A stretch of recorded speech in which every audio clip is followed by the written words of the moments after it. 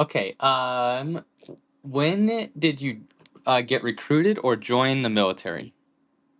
Well, I actually joined the Marine Corps Reserve on April 23rd, 1958. And then I went active military in the Marine Corps on August 6th, 1958. And Okay. then I had a 4-year military obligation, plus I had a 6 year total at that time. Right. Okay. Perfect. And now to the next question is if you could advocate for military personnel or veterans in some way, how would you do it? And advocate, yeah, go ahead. Well, I think that far too many of the veterans uh, that made the sacrifices that they did. Uh, I think that they most certainly deserve as many benefits as they can get. As far as I think that at one time we did get college, help on college, help on your housing, help on, but now that's kind of what I would try to do is maybe uh, increase the benefits that you get after you serve your time in the military. Okay, that's a good answer. The next question is, what mental health resources are available to like the enlisted military members or veterans that you know of? Well, I really don't know about that because it never affected me, but I would assume that that we are taking care of our mentally stable because at one time they they did have a lot of what they called shell shock, and now they call it PTSD. Right. And so and to me, I think that in order to, I think Eleanor Roosevelt, she kind of had the right idea. She wanted when the men came back from sea in action, she wanted to put them on a separate island, and so that they could be kind of brought back into society Right. without just jumping right back into society where maybe some of their actions weren't really thought were too kind. They because maybe the mental instability of what actual war does to the person. Right. Okay, good. And then the next question is, what were like maybe some challenges or barriers that maybe you saw to seeking mental health, if you ever saw that? The barriers for Yeah, ways that like it would be harder to get mental health, or like were there any of that in the military, or? well, uh, yeah, I know of some of the unspoken words that were there when I was in the 4 years that I served. Some of those uh, some of the things I saw weren't were kind of foreign to me. Because the way I grew up was a little different than what kind of went on in the military. Okay. Good. Did anybody ever like talk about mental health when you were in the military? Uh, no, not not not really. Not in the circle I was in. We it was kind of like uh, we were, which when I was in, and before I went in, the Korean War created an 8-year military obligation for kids of draft eligibility, and then they changed it to 6 years just before I went in, and so it was uh, being joining like I did, and being drafted was two different ball games. So I did see a little bit of mental anxiety, Right. rather rather than just somebody saying, "Well, I got my 4 years to do or 3 years to do, and when I'm done, I'm out." You know, Mm-hmm. opposed to somebody that is going in and staying in for 18 years. So it just I never did really run into any real mental cases. Okay. Okay. Good. The next question is, did the military provide like any drugs to the soldiers for anything? Well, you mean uh, besides a sick bay? Uh, because it was like we had what they called APC, and that was aspirin, and the APC stands for all-purpose capsule, Mm. and that was the only drug that I ever saw when I was in, but I didn't I didn't have any real injuries, so I didn't have a need for any kind of drug. We and we it, and where I was at, uh, there was a few rumors that some of the places in the Far East they were talking about uh, maybe marijuana or some other stuff, but no, we weren't provided with any kind of drugs at all. Um. Uh. Did you? I think I remember you talking about one time maybe about um cigarettes or something. Would they ever give you Oh, cigarettes?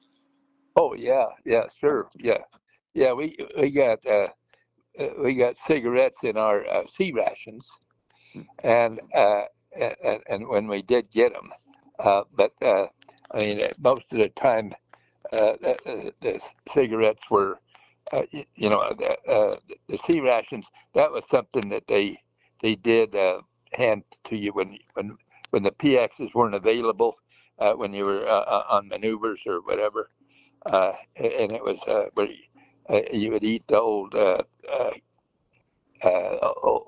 food that was, maybe some of it was from the Korean War, maybe some of it might have even been World War II, so, because some of it was old. But yeah, you usually did get a pack of cigarettes in there, and then of course cigarettes were only 10 cents a pack.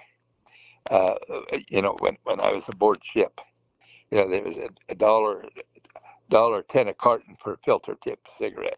Mm. Okay. Good. Um. So I know you just said that there was not really any drugs given to soldiers, but was there any other drug use in when you were in the military from like people you knew? No, there really wasn't. I mean, you know, once I got married, I was, I was living off base, and so I did, so I wasn't, uh, I wasn't around anybody that would be doing drugs or, uh, I mean, yeah, alcohol. Yeah, it was there. We could, every base had a men's club where you could get your beer, and then, but that, yeah, there was no drug use at all where I was. Okay. The whole time I was in, I never saw any drug use. Okay. And then the next question is, where did you see like most of the money or funding go during your time in the military? Uh, well, I think that a certain part of uh, the money that I saw, it was all kind of with the draft. They tried to treat us for what we were making there on a monthly paycheck, they tried to give us as many benefits they could, as far as whether you were single or married. Like they would have a big picnic for you where they would serve steak and potatoes and fried chicken, anything that you might want, and then if you were married, they would even have the parties for the married couples, where they would spend the money to do that. But as far as me, I guess I wasn't in long enough. I was in 4 years, but I never worried about where the money was being spent, or I didn't concern myself with it. Right. Okay. The next question is, do you know of any groups that are advocating for military and veterans right now? No, I know they're out there because I saw it on the news where the actual veterans themselves, and some people are because uh, they want to make sure that we don't take the rights from that the veterans have now, that they don't take them away from them. So they need to be stable as far as being able to go get fixed up, because that's what it was all about. Was if you did your time, they felt like you deserved. If you came out of there with a honorable discharge, uh, you deserved certain benefits, and that's what the veterans' rights are. So yeah, I'm not familiar with one group that is doing that right now, Luke. Okay, good. The next question is about. Sorry, one second. Do you think that it is easier now for soldiers like in or out in the military to do you think they receive better mental health now than when you were in the military? And if so, like how much has changed? Like a lot or a little? Well, I think that they might have, of course, when you can figure the cost of living now compared to the cost of living when I went in, and even when I got out in '62, uh, I think that there are more benefits because they get a bigger pay than what we got when we were in. But you got to remember that uh, now these kids that are going in now, they don't have they're not draftees. They're all volunteers. In other words, they're gladiators. They're doing it for the money, and some of them, the majority are still doing it for the country, for the freedom of the United States. But now they're all volunteers, where we don't have any more draftees going in. So I think it would, that whatever they can do to retain the military, that they do benefit a little better than what we had it when I was in. Okay, good. I think that that is gonna be well, let's ask one more question.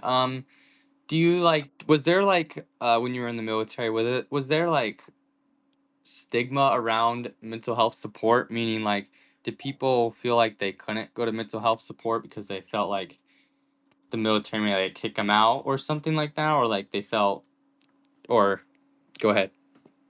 Well, I'm not saying that it didn't happen, because I think that because uh, when you're in the service, the Article 134, that's a general article, and so anything that you do falls underneath that article, and so in other words, you don't have any constitutional rights Mm, when you're in the military.